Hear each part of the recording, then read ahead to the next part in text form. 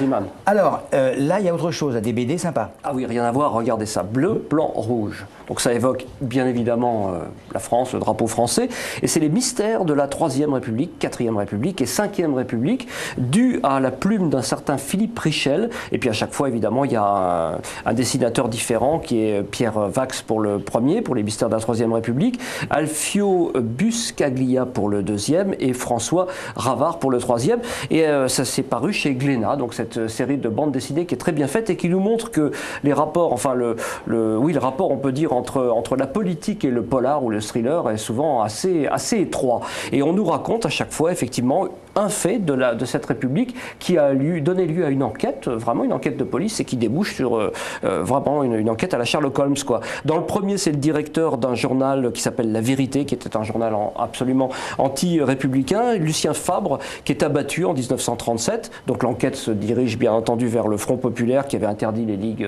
d'extrême droite. Dans le deuxième, en 1946, il y a un laboureur du Luberon qui découvre un cadavre. Oui, on peut faire voir les couvertures, voilà.